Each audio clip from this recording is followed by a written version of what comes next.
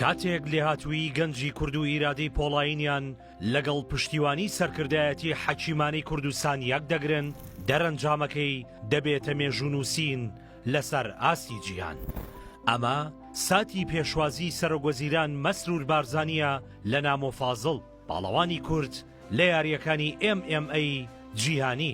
کاگارین ڕاست بەڵم وکو هاوڕێک وکو براگەها لەگەڵ ما بوو تەلەفۆنی بۆ کردم ڕاستی زۆر سەربەرزیە بۆ من زۆر خۆشحاڵ بووم کە ینی بانیشی کردم بۆ لایەن و ترکە لە خزمەتەوە بۆ من زۆر سەربەرزیە بە شێری کورد و بە پاڵەوانی کورد مەسرور و کاگارین شەرێکیان بەتەماوت منەوەکو ناوەغلوانە لاوەکەشم خۆشم گۆڕم میترەوە بەرزیە بۆ من نازانم گراندۆم ساڵەحەدین یا شێری کوردەکەی تەرەڵم شێری کوردەکەیە تاوا کاملی.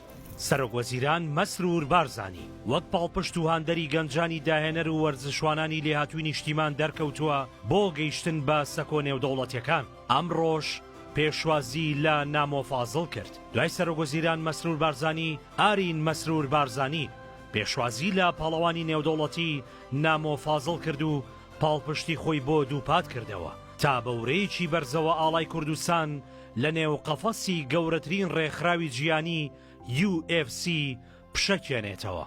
نامۆفازڵ خەریکە هاوشانی عەگید ببێتە ئەستێرەیەکی دیاری کورد و ناوبانگەکەی بگاتە هەموو جیهان، چونکە ڕێکخراوی UFC کە گەورەترین و پڕداهاترین و دەوڵەمەندترین کۆمپانیای جیهانیە لە بواری MMA.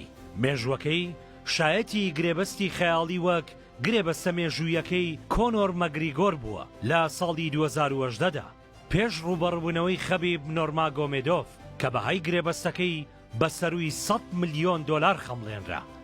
ئێستا ئەو ڕێکخراوە بە وردی چاودێری نامۆفازڵ دەکات تاوەکو لە داهاتوو گرێبەست لەگەڵ ئەو یاریزانە کوردە بکەن و ببێتە یەکێک لە ناوە دیارەکانی یاری هونەرە جەنگیەکان.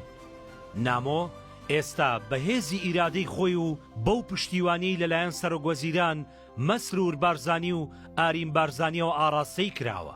هەمیشە وەکنەوەی سەلاحەدینی ئەیوبی خۆی دەناسێنێت. بەمەش چاوی لە تۆمارکردنی سەرکەوتنێکی مێژوویی نوێیە بۆ وەرزشی کوردستان لەسەر ئاستی جیهان.